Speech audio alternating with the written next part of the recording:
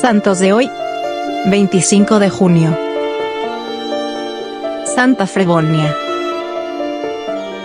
Santa Febronia vive entre los siglos III y IV en Mesopotamia, en la ciudad de Nisibis-Sivapoli, hoy en la frontera entre Turquía y Siria. Huérfana a la edad de 2 años, creció bajo el cuidado de su tía religiosa, Ibrienne Tomaida en la comunidad conocida como Hijas de la Alianza. Se consagró totalmente al Señor, lleva una vida de penitente marcado por la oración y la meditación de las Escrituras. Su gran carisma en la enseñanza de la doctrina sagrada atrae a muchos paganos al cristianismo. Durante la 10ª persecución de los cristianos, convocada por el emperador Diocleciano, la joven es capturada el 25 de junio del año 305, resistiendo las tentaciones diversas, entre ellas una para casarse con el joven Lisímaco, sobrino del juez, y sin prestar atención a las diversas amenazas, es condenada al martirio. Su testimonio de fidelidad al Señor, someterse a una atroz tortura que se inflige a manos de los verdugos atados a un poste, ser maltratadas, raspadas con peines de hierro,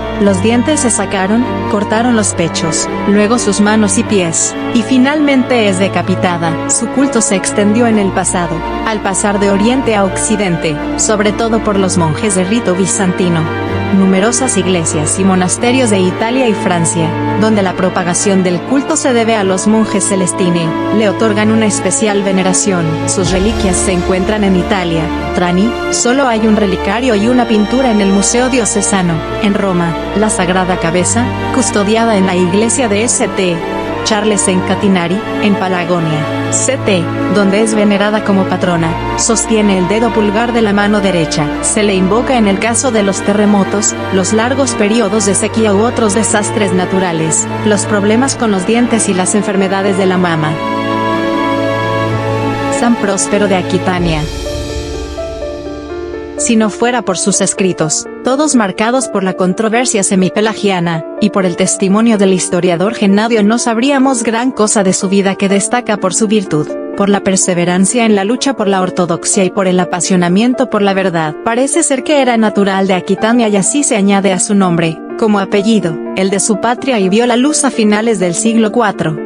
Debió recibir una buena y sólida formación, y parece ser que frecuentó la compañía de los monjes que estaban en el monasterio de San Víctor, en Marsella, al sur de Francia. Consta que nunca entró en el mundo de los clérigos, siempre permaneció en el estado seglar, y hay indicios prudentes que llevan a pensar que estuvo casado. De hecho, se le atribuye el poema de un esposo a su esposa, en cuyo caso no habría duda sobre su estado matrimonial, e incluso se le podría aplicar la profundidad de pensamiento, y las claras actitudes de vida cristiana que en él aparecen.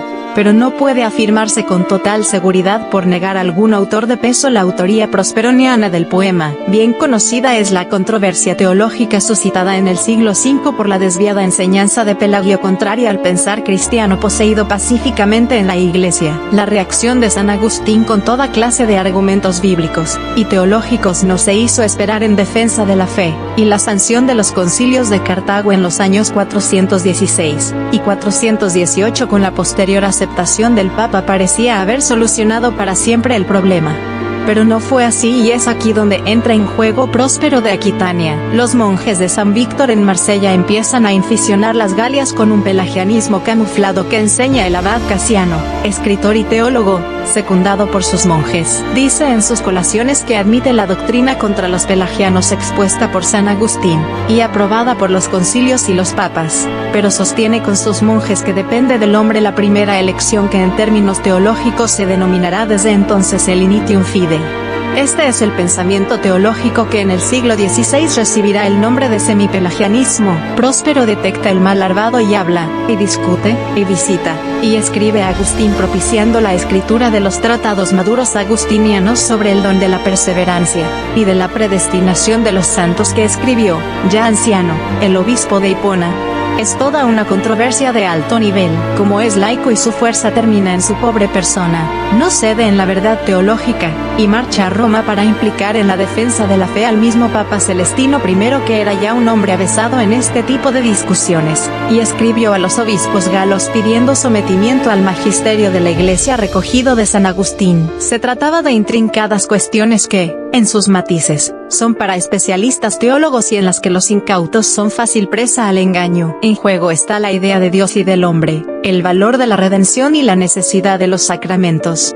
No era poca cosa la que estaba sobre el tapete, había que saber conciliar la evidencia del absoluto poder de Dios, su voluntad salvífica universal, y su absoluta libertad con la libertad del hombre que es un ser dependiente, y el papel que le concierne en su propia salvación, correspondiendo personalmente a la gracia. Si se concedía excesivo protagonismo a la libertad humana, se llegaba al extremo inaceptable de que el hombre puede llegar a la salvación sobrenatural por sus propias fuerzas. Sí, por el contrario, se acentuaba la absoluta dependencia del hombre con respecto a Dios, se hacía a Dios responsable de la condenación, cosa igualmente imposible. Llegar a la expresión técnica de la fe era cosa de preclaras inteligencias, grandes teólogos y extraordinarios santos. Muerto Casiano y fallecido también San Agustín, no se acabó la discusión entre los seguidores del fraile, y tuvo que ser el laico o seglar próspero quien mantuviera firme y alta la bandera de la ortodoxia. Que se sepa, escribió La vocación de todos los gentiles, contra el autor de las Colaciones, sobre la gracia y el libre albedrío y de los ingratos. Terminó sus días el seglar próspero siendo secretario nada menos que del Papa San León Magno, y hasta se piensa que pudo poner su aportación en la epístola dogmática escrita a los orientales para exponer magisterialmente el misterio de la Encarnación, declarando la unión personal en Cristo contra la herejía de Nestorio, y contra Eutiques y los monofisitas, las dos naturalezas de Cristo. Murió después del año 455, sin que se pueda aventurar con más exactitud la fecha de su muerte en el actual estado de investigación. Da gusto ver en el siglo V la entrega de un laico sabio y santo responsable de su misión, y puesto en la Iglesia sin renunciar al estado que Dios quiso para él. Aunque en aquella época no se hablaba aún de promocionar al laicado, ni de laicos comprometidos, se demuestra una vez más que, para cada uno en particular, la santidad no depende del modo de ser Iglesia en la Iglesia, sino de la fidelidad a la gracia de Dios, y del esfuerzo por poner en juego todos los dones recibidos.